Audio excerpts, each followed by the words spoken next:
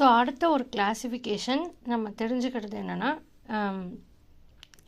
சரராசி, ஸ்திரராசி, துவஸ்வ ராசி அப்படிங்கிறது 3 கிளாசிஃபிகேஷன் இருக்குது. ஸோ அந்த 3 கிளாசிஃபிகேஷனும் என்னென்னா இப்போ ரெட்டில் இருக்கிற நம்ம ரெட் கலர்லாம் மார்க் பண்ணியிருக்கோம். 4 ராசியை நம்ம ரெட்டில் மார்க் பண்ணியிருக்கோம். ஸோ இதெல்லாம் வந்து சரராசி. ஸோ சரராசிங்கிறது எதுனா மேஷம், கடகம், துலாம், மகரம், இதனாலும் வந்து சரராசி. ஸோ இதை வந்து நம்ம இங்கிலீஷில் மூவபிள்னு சொல்லுவோம்.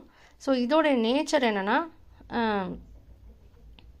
Movable nature. ஸோ ஸ்திரமாக இருக்கக்கூடிய ஒரு நேச்சர். இந்த இப்போ இதை வந்து நம்ம சரராசின்னு சொல்கிறோம். இது வந்து இந்த இடத்தோடைய பேர் வந்து மேஷம்.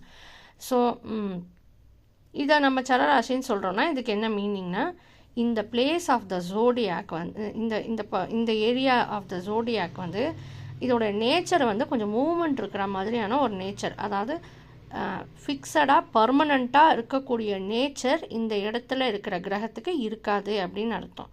ஸோ கொஞ்சம் கான்ஸ்டன்ட் மோஷனில் இருக்கக்கூடிய ஒரு டெண்டன்சி இருக்கிற ஏரியா இது, இந்த ரெட்டில் மார்க் பண்ணியிருக்கிற ஏரியாலாம்.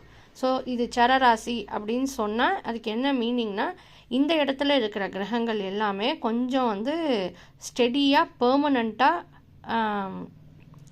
இல்லாமல் கொஞ்சம் மொபைலாக வேவரிங் ஃப்ளக்சுவேட்டிங்காக இருக்கக்கூடிய நேச்சர் இருக்கிற ஒரு நேச்சர் இங்கே வந்தால் ஜாஸ்தியாகிடும். ஸோ எந்த கிரகம் இந்த ரெட் இருக்கிற 4 இடத்துக்கும் வந்தாலும் ஒரு சரராசியில் ஒரு கிரகம் இருக்குன்னா அங்கே வந்து கொஞ்சம் வேவரிங் ஸ்டெடினஸ் கம்மியாகக்கூடிய இடம். ஸோ இந்த ஜோடியாக்கில் இந்த ரெட்டில் இருக்கிற 4 சரராசிகள் 4லேயுமே கொஞ்சம் வேவரிங் டெண்டன்சிஸ் அதிகமாக இருக்கும். அதனால் மூவபிள்னு சொல்லிடுறோம். சரணம் it keeps moving. So steadiness வந்து கம்மியாகக்கூடிய இடங்கள். இந்த ஏரியாவில் எனர்ஜி வந்து அப்படி இருக்குது. இந்த 4 ஏரியாலையும் வந்தால் எனர்ஜி வந்து கொஞ்சம் ஸ்டெடியாக இருக்காது. எனர்ஜியோட ஸ்டெடினஸ் வந்து கம்மியாகும். ஸோ கொஞ்சம் மூவ்மெண்ட் இருக்கும்.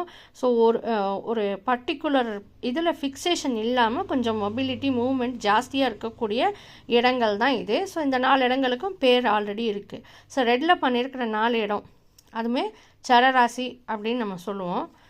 ஸோ இது ஒரு இம்பார்ட்டண்ட் இதை வந்து நம்ம தெரிஞ்சுக்கணும்.